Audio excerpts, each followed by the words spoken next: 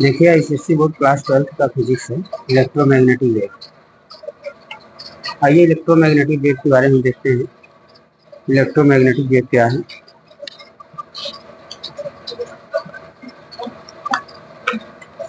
चलिए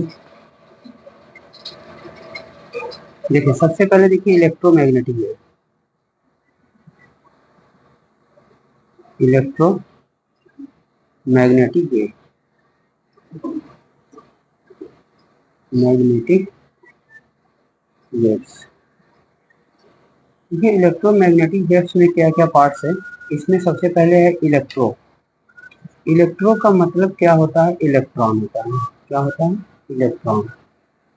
और इलेक्ट्रॉन से ही बना है इलेक्ट्रिसिटी। क्या बना है, इलेक्ट्रिसिटी बना है। ठीक है। और दूसरा वर्ड आता है मैग्नेटिक। मैग्नेटिक मैग्नेटिक का मतलब इसमें मैग्नेट का इंडक्शन हो, मतलब प्रोड्यूस इसमें मैग्नेट है। और इन दोनों को मिलाने से एक वेव के बारे में बताऊंगा जिसका नाम है इलेक्ट्रोमैग्नेटिक वेव्स। ठीक। तो इलेक्ट्रोमैग्नेटिक वेव्स देखिए क्या होते हैं। सबसे पहले इसमें कुछ टर्म है।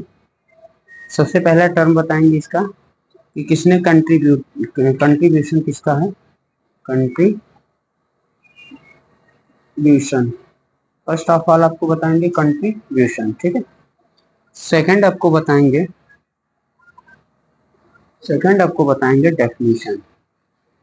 सेकंड इसका इलेक्ट्रोमैग्नेटिक वेव का क्या बताएंगे, डेफिनेशन। थर्ड आपको बताएंगे characteristics of electromagnetic waves. Characteristics of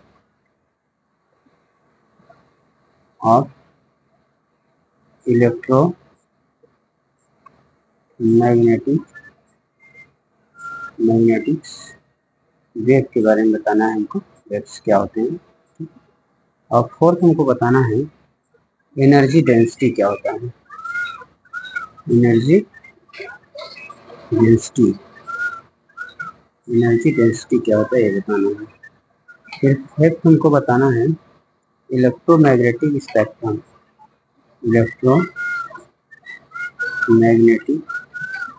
electromagnetic spectrum.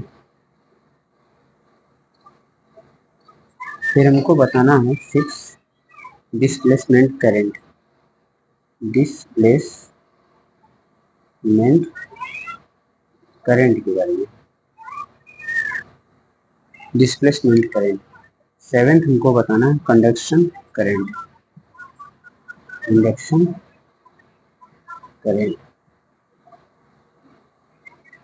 इसमें से क्या क्या टॉपिक आपका इम्पोर्टेंट है ये भी देख लीजिए, कौन कौन क्वेश्चन आएगा।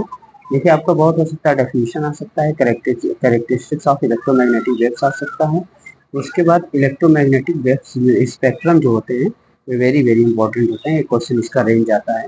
ठीक है। और फिर इसके बाद आपका ये भी इम्पोर्टेंट है डिस्प्लेसमेंट करेंट, इतना इम्पोर्टेंट है क्वेश्चन। इसके बाद कंट्रीब्यूशन में क्या हुआ था, कंट्रीब्यूशन में हमारा सबसे पहले ये बताया गया कंट्रीब्यूशन में कि इलेक्ट्रोमैग्नेटिक वेव्स के बारे में कि सबसे पहले खोज कब हुआ था, तो 1886 में हुआ था। कौन किया था, हेनरी रीच हर्ट्ज ने किया था। ठीक है। इन्होंने क्या किया था कि फर्स्ट पर्सन टू ट्रांसमिट, माने कोई एक पर्सन है क्या करेगा, इलेक्ट्रोमैग्नेटिक वेव को ट्रांसमिट करेगा और सेकंड पर्सन क्या करेगा, उसे रिसीव करके कंट्रोल करके वो करेगा। मतलब कि जैसे मोबाइल फोन वगैरह देखते हैं, रेडियो फोन वगैरह देखते हैं, तो ये सब वेव्स क्या है, रेडियो वेव्स होते हैं। तो रेडियो वेव्स भी क्या होते हैं, इलेक्ट्रोमैग्नेटिक वेव्स ही होते हैं। ठीक है। देखिए इलेक्ट्रोमैग्नेटिक वेव्स से क्या हम आपको डेफिनेशन बताएंगे कि किसका कॉम्बिनेशन होता है। देखिए कॉम्बिनेशन ऑफ म्यूचुअली परपेंडिकुलर। इसमें इलेक्ट्रोमैग्नेटिक वेव्स में दो प्रकार के वेव्स होते हैं, एक इलेक्ट्रिक होता है, एक मैग्नेटिक फील्ड्स होता है। दो प्रकार के फील्ड्स होते हैं, एक इलेक्ट्रिक और एक मैग्नेटिक। जैसे कोई वायर हो, इस वायर पर यदि इलेक्ट्रिक करंट हम क्या करेंगे, अगर चार्ज क्या हो, चार्ज अगर फ्लो होने लगे तो उस चार्ज में क्या होता है, दो प्रकार के क्या होते हैं हमारे मतलब कि कॉम्बिनेशन होता है, एक इलेक्ट्रिक का होता है, दूसरा मैग्नेटिक का होता है। तो वही कह रहा कॉम्बिनेशन ऑफ म्यूचुअली परपेंडिकुलर, और इलेक्ट्रिक और मैग्नेटिक एक दूसरे के परपेंडिकुलर होते हैं, 90 डिग्री के बनाते हुए फील्ड्स मतलब कि आगे वो करते हैं, ट्रांसमिट करते हैं। Is referred as an electric magnetic wave, ये क्या होता है इलेक्ट्रोमैग्नेटिक वेव। जैसे कि आपको मैं एक फिगर बना के दिखा दे रहा हूँ।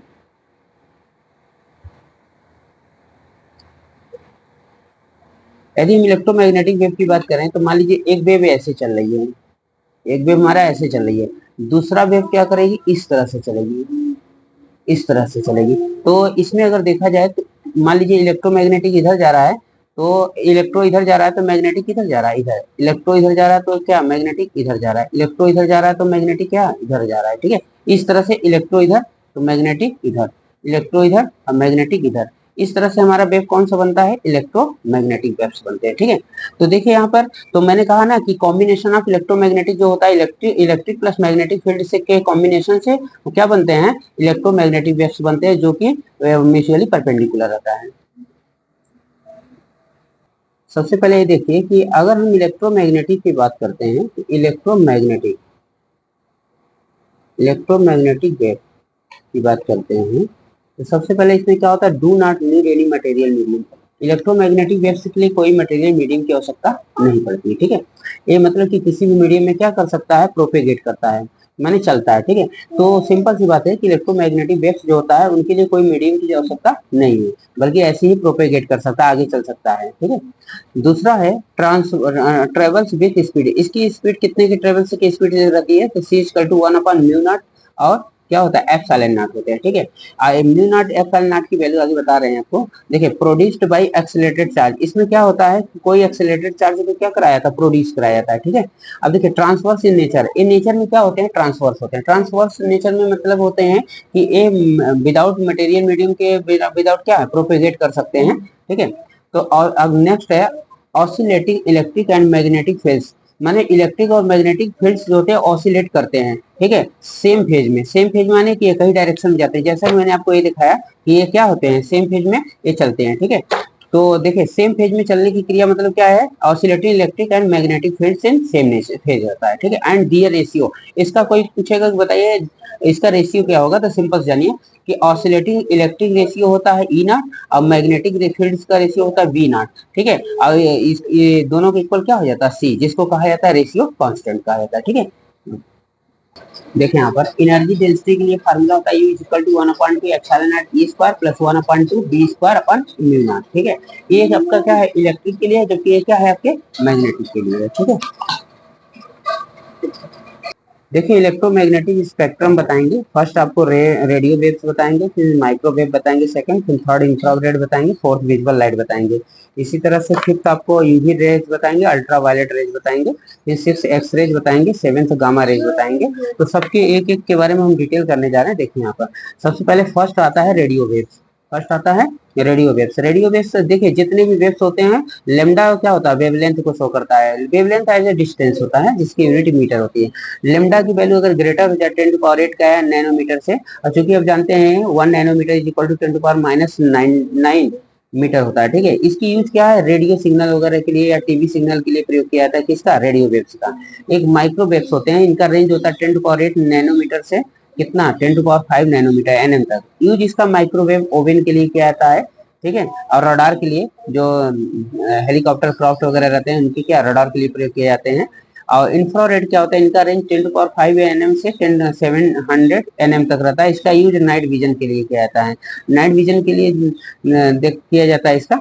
देखिए फोर्थ होता है विजुअल लाइट, विजुअल लाइट एक तरह से हम लोग जो लाइट यूज करते हैं वो विजुअल लाइट होती है। इसकी रेंज 7 नैनोमीटर से 400 नैनोमीटर तक होता है। ये हम लोग ऑब्जर्व वर्ल्ड करने के लिए देखते हैं। ठीक है, वर्ल्ड को ऑब्जर्व करते हैं, अपने घरों में लाइट यूज करते हैं। फिफ्थ होता है यूवी रेस। ठीक है, UV rays, ultraviolet rays. ठीक है, इसका रेंज होता है 400 नैनोमीटर से 1000 नैनोमीटर तक। ये डिस्ट्रॉय बैक्टीरिया है, इस अल्ट्रा वायलेट रेस से हम क्या करते हैं, बैक्टीरिया को खत्म करते हैं, डिस्ट्रॉय कर देते हैं। ठीक है, एक्सरेज क्या होता है, एक्सरेज का रेंज होता है 10 नैनोमीटर से 0.01 नैनोमीटर तक होता है। इसकी यूज डिटेक्ट बोन ब्रेक, मैंने हड्डियों को, जहाँ हड्डी टूटी रहती है उनका डिटेक्ट करने के लिए हम किसका प्रयोग करते हैं, एक्सरेज का। जैसे एक्सरे वगैरह क्या होता है, नहीं कहते डॉक्टर लोग की एक्सरे करा लीजिए तो कहाँ से ब्रेक है, तो इससे कंफर्म हो जाता है, डिटेक्ट हो जाता है कि बोन कहाँ से ब्रेक हुई है, ठीक है।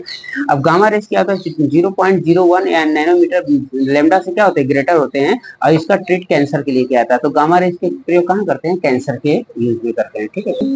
देखिए आपको डिस्प्लेसमेंट करंट के बारे में बताएंगे। I is equal to F sine not D phi E upon D T होता है, ठीक है। ये आपका डिस्प्लेसमेंट करंट के लिए होता है। देखिए कंडक्शन करंट क्या होता है, I C is equal to D Q upon D T होता है, ये आपका कंडक्शन करंट। इस तरह से पूरी आपको इलेक्ट्रोमैग्नेटिक वेव्स का एक तरह से ब्रेन बूस्टर दे दिए हैं। अब इससे आप पूरी तैयारी कर सकते हैं। यदि वीडियो अच्छा लगे तो लाइक सब्सक्राइब शेयर करें। जय हिंद।